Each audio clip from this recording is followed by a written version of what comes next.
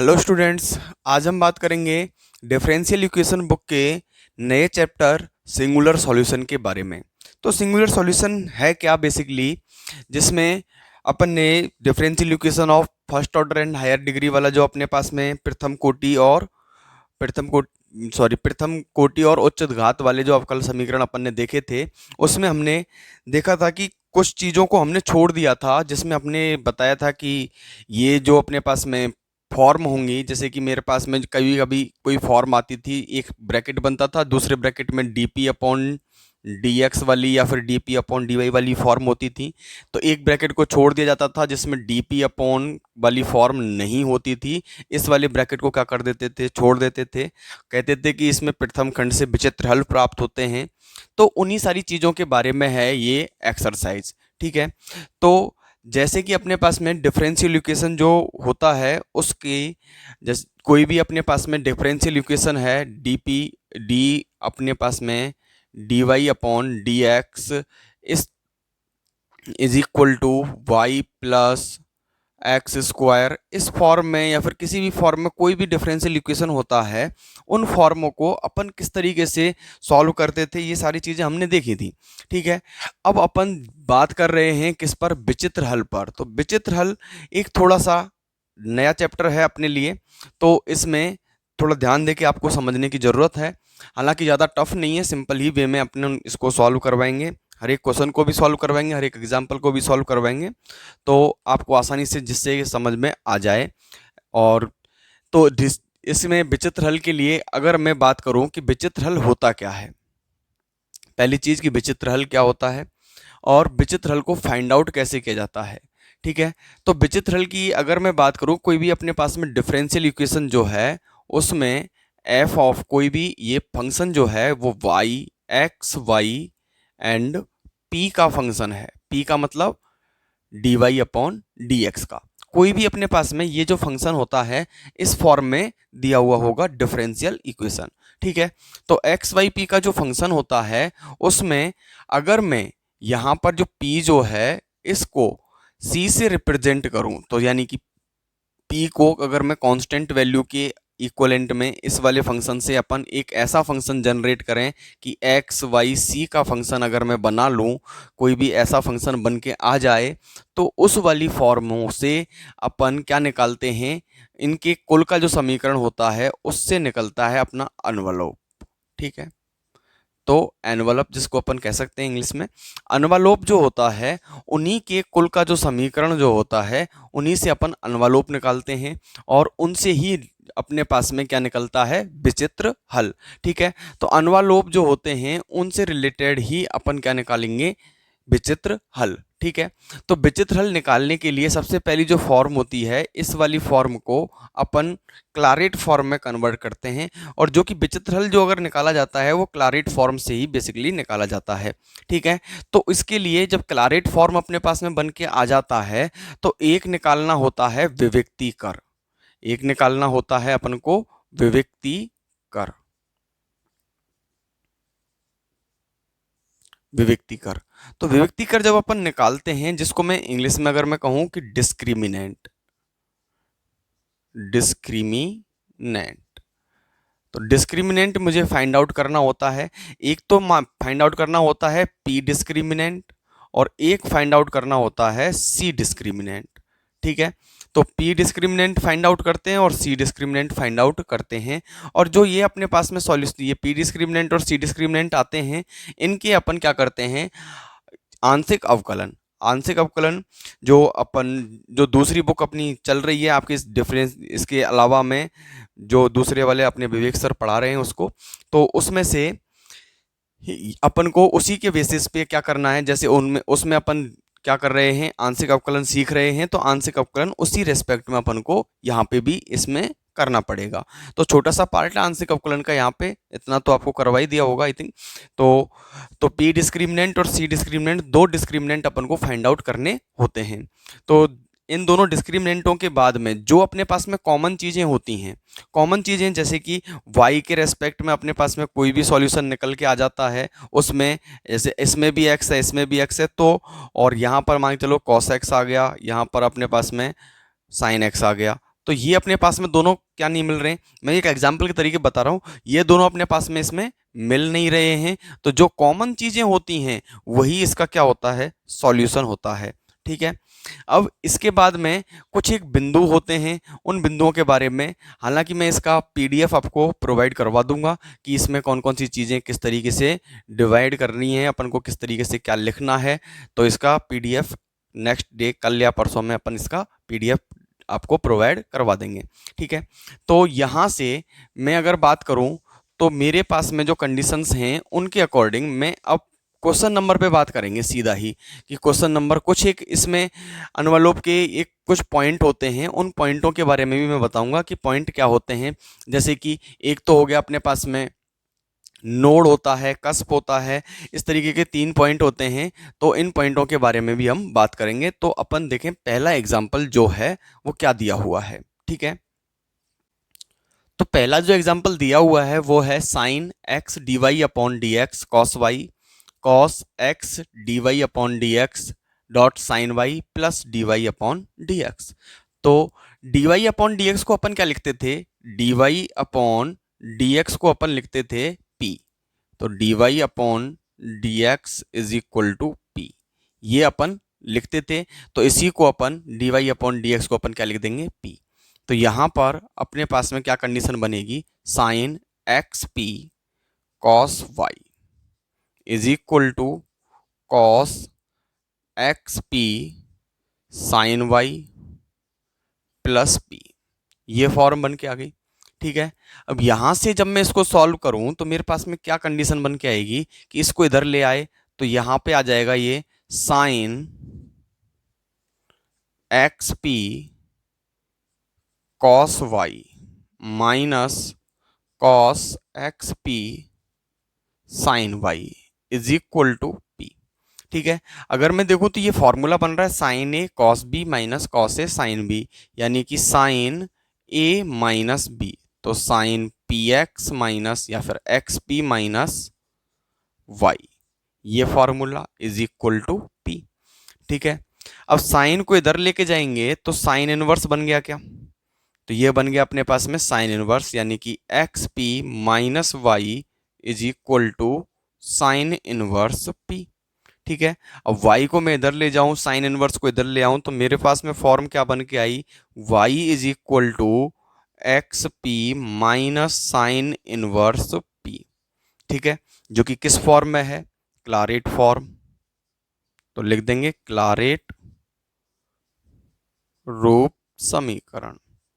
तो जिसका सॉल्यूशन क्या होता है अपने पास में, p की जगह पे क्या लिखना होता है, c।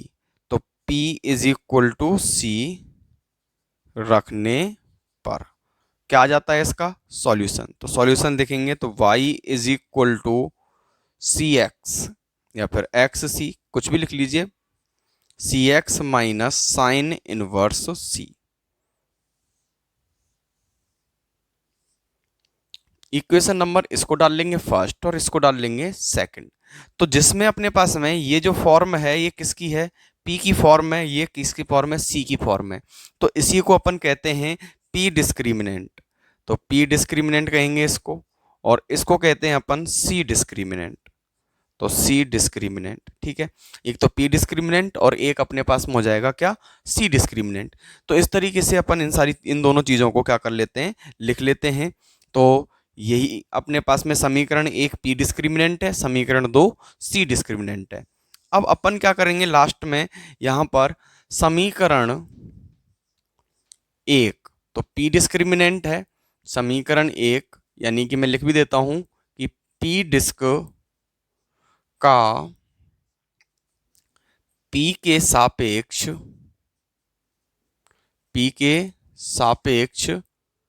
आंशिक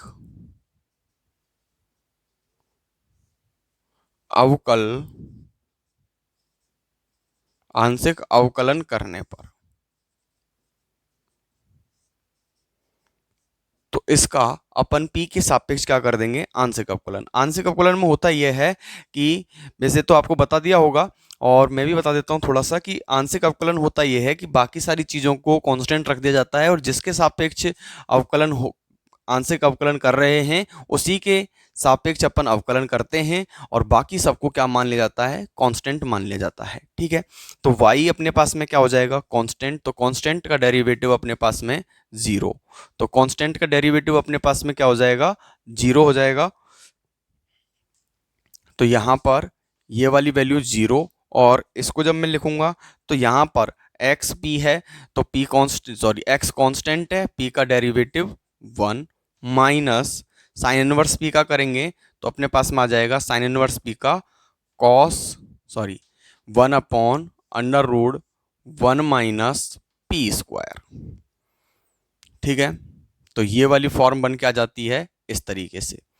तो इसको मैं लिख सकता हूं कि x0 is equal to X minus 1/√1 minus P square, या फिर अपन इसको ऐसे भी लिख सकते हैं कि x इज इक्वल टू ये वाली फॉर्म। ठीक है, इसी के साथ में अब अपन करते हैं इस वाले का। ठीक है, समीकरण 2 यानी कि सी डिस्क्रिमिनेंट। तो सी डिस्क्रिमिनेंट का सी के सापेक्ष, तो सी के सापेक्ष होगा ये, तो सी के सापेक्ष क्या करने पर, आंशिक अवकलन करने पर, अवकलन करने पर, तो इसका आंशिक अवकलन करेंगे तो अपने पास में क्या आ जाएगा, इस वाली, ये वाली फॉर्म है इसका, सॉरी ये वाली जो फॉर्म है इसका, तो यहां पर तो हो जाएगा ये 0, और इसका वापस से करेंगे तो ये हो जाएगा x। यहां पर इसका जो सॉल्यूशन करेंगे तो अपने पास में x हो जाएगा, माइनस की जगह पे अपने पास में माइनस, और ये आ जाएगा अपने पास में 1/√1 माइनस सी स्क्वायर। तो ये आ गया अपने पास में सी डिस्क्रिमिनेंट, और ये ऊपर था अपने पास में पी डिस्क्रिमिनेंट। तो एक बार आप इसको लिखें।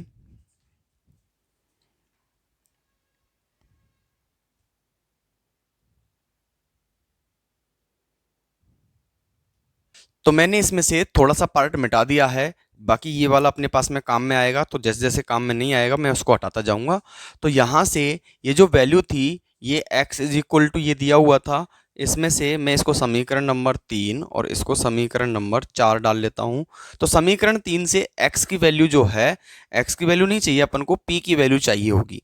ठीक है, तो यहां से p डिस्क से p का मान निकालते हैं और c डिस्क से c का मान निकालते हैं। ठीक है, तो p डिस्क से p का मान जब निकालेंगे तो यहां पे लिखा मैंने कि p से समीकरण 3 से, तो समीकरण 3 से किसका मान, p का मान। तो समीकरण 3 से जब p का मान लिखेंगे तो मेरे पास में क्या फॉर्म आ जाएगी कि इस वाले का तो स्क्वायर करना पड़ेगा। तो मैंने जैसे इसका क्या कर दिया, X square is equal to 1/1 minus P square.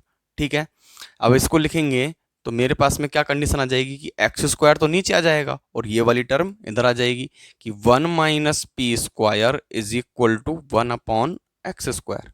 ठीक है, इस वाली टर्म को इधर ले आओ, इस वाली टर्म को इधर ले जाएंगे तो क्या आ जाएगा अपने पास में कि p square is equal to 1 minus 1/एक्स स्क्वायर।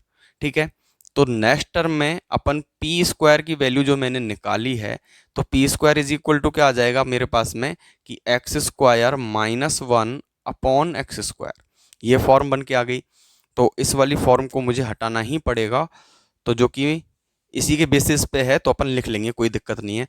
तो यहाँ पर आ जाएगा अपने पास में कि p is equal to under root के अंदर एक्स स्क्वायर माइनस 1/x। तो ये तो आ गई मेरे पास में p की वैल्यू। तो जो p की वैल्यू आई है तो उस वैल्यू को अपन किस में रखेंगे, इक्वेशन नंबर जो फर्स्ट थी जिसमें p की वैल्यू p डिस्क का मान था, तो p डिस्क में अपन इसका मान रख देते हैं। तो p डिस्क यानी कि समीकरण 1, तो समीकरण 1 में समीकरण 1 कह दो या फिर p डिस्क्रिमिनेंट कह दो, में p का क्या रखने पर, मान रखने पर, तो इसमें p का क्या रख देंगे, मान रख देंगे। तो p जो था अपने पास में इसी फॉर्म में था, तो p x P minus sine inverse p था, तो मैं इसमें p का मान यहाँ पर रखता हूँ। तो p का जैसे ही मैं मान रखूंगा तो मेरे पास में क्या फॉर्म बन के आएगी, देखें। तो p का जैसे ही मैंने मान रखा तो y is equal to X into P है, तो ये आ जाएगा X square minus 1 upon X, minus sine inverse P था, तो साइन इनवर्स पी की जगह पे पी का मान क्या आ गया, एक्स स्क्वायर माइनस 1, इसका अंडर रूट अपॉन एक्स। ठीक है, इस एक्स से ये एक्स कैंसिल आउट हो जाएगा, तो y is equal to under root of X square minus 1 minus sine inverse X square minus 1 upon X, और इस वाले का अंडर रूट, ये वाली फॉर्म अपने पास में बन जाती है। ठीक है, तो यहां पर इसको डाल लेंगे अपन इक्वेशन नंबर 5। ठीक है, आगे अगर अपन देखें तो इक्वेशन नंबर 4 से अपन c का मान निकालेंगे, तो वही सेम प्रोसेस रहेगा, c का मान अपन को निकालना है। ठीक है, तो मैं इसको हटा देता हूं। अब यहां से इसको देखते हैं, तो समीकरण कौन से वाले से, 4 से, समीकरण 4 से, समीकरण 4 इसका मतलब कि सी डिस्क्रिमिनेंट, तो सी डिस्क्रिमिनेंट से सी का मान ज्ञात करना है।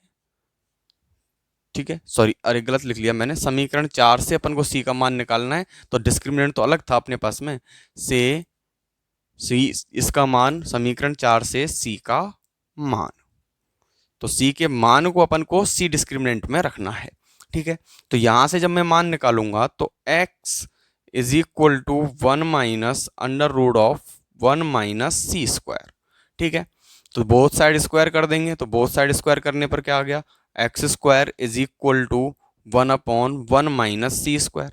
इसी के रेस्पेक्ट में वर्क करेगा पूरी तरीके से, देख लें इसको, तो इसी के रेस्पेक्ट में वर्क करेगा, तो मैं डायरेक्ट ही सी का मान लिख लूंगा यहाँ से, तो सी इज इक्वल टू मेरे पास में क्या आ जाएगा, तो सी इज इक्वल टू मेरे पास में आया अंडर रूट के अंदर X square minus 1 upon x, तो ये वैल्यू इसके साथ में सी की निकल गई। ठीक है, अब ये जो सी की जो वैल्यू है, इस वैल्यू को अपन किस में रखेंगे, समीकरण नंबर जो अपने पास में कौन सा था, सेकंड, यानी सी डिस्क्रिमिनेंट। तो समीकरण दो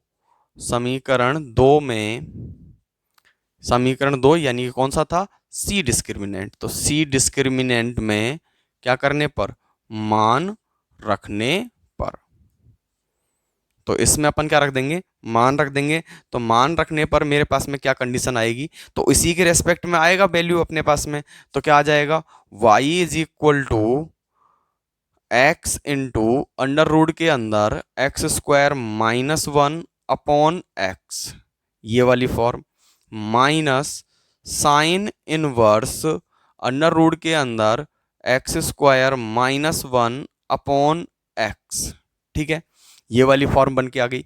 अब यहां से अगर मैं देखूं तो ये जो फॉर्म है, इसको x से x कैंसिल आउट हो गया, एक बार इसको भी लिख लो, तो y अंडर रूट के अंदर एक्स स्क्वायर माइनस 1 और माइनस आ गया साइन इनवर्स अंडर रूट के अंदर X square minus 1 upon X, ये फॉर्म बन के आ जाती हैं, और इसको मैं डाल लेता हूं इक्वेशन नंबर 6। ठीक है, तो एक बार आप वापस से इसको लिखिए, थोड़ा सा क्वेश्चन और बचा हुआ है तो लिख लीजिए।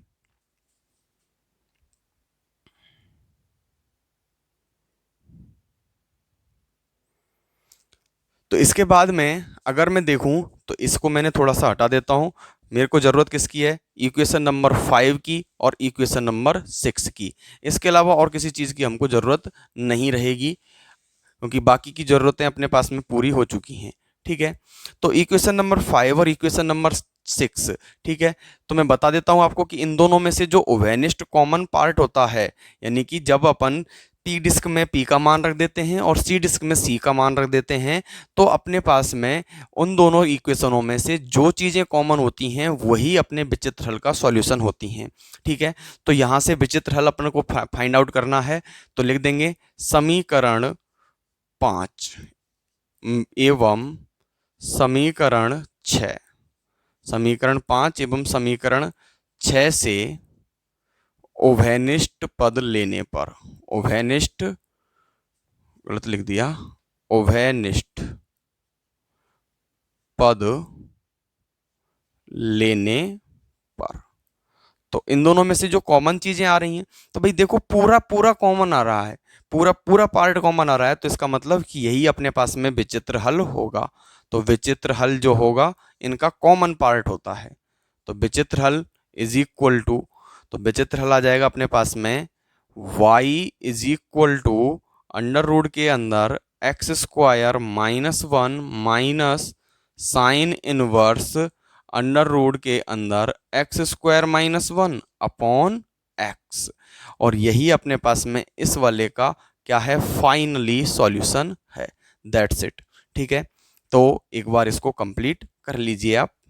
तो देखें, अब अपने पास में मैं इस वाले को हटा देता हूँ और थोड़ी चीज़ें और बता देता हूँ आपको, जो कि अगले क्वेश्चनों में काम में आएंगी। जब अपने पास में क्वेश्चन में कभी भी आपसे ये कह दिया जाए कि ज्यामितीय व्याख्या कीजिए, तो ज्यामितीय व्याख्या का मतलब होता है अपने पास में कुछ चीज़ों को यूज करना। तो कुछ चीज़ें किस तरीके से रहती हैं उनके बारे में मैं बात करता हूँ। तो जैसे कि इसमें कुछ एक अनुवालोप होते हैं। तो अनुवालोप क्या क्या चीज़ें होती हैं उनके बारे में अगर मैं बात करूं, तो अनुवालोप होते हैं सबसे पहली चीज़ कि मैं इसमें एक तो होता है पी डिस्क्रिमिनेंट। तो पी डिस्क्रिमिनेंट जब मैं फाइंड आउट करूंगा, तो पी डिस्क्रिमिनेंट जब भी अपने पास में आएगा वो फॉर्म होगी ई टी स्क्वायर सी की फॉर्म। ठीक है, और जब वो सी डिस्क्रिमिनेंट हमको फाइंड आउट करना होता है, तो सी डिस्क्रिमिनेंट जो होता है वो होता है ई एन स्क्वायर सी क्यूब, ई एन स्क्वायर सी क्यूब। ठीक है, तो यहां से जो कॉमन कॉमन चीजें मिलती हैं उनको तो अपन विचित्र हल में ले लेते हैं। तो विचित्र हल के लिए, और यहां पर इन वाली चीजों के नाम भी मैं बता देता हूं कि ई क्या है। ई जो है वो है अनुवालोप। ई क्या है, अनुवालोप। ठीक है, इसके बाद में टी, टी होता है स्पर्श बिंदु। टी होता है स्पर्श बिंदु। ठीक है, और एन जो होता है वो होता है नोड। नोड को अपन हिंदी में आई थिंक क्या कहते हैं, नोड, या फिर अपन एन को पात बिंदु, सॉरी क्या कहते हैं, पात बिंदु। तो पात बिंदु भी कहते हैं, नोड को पात बिंदु भी कहा जाता है। ठीक है, और इसके बाद में जो सी होता है इसे अपन कहेंगे अव्याग्र। इसे अपन कहेंगे अव्याग्र।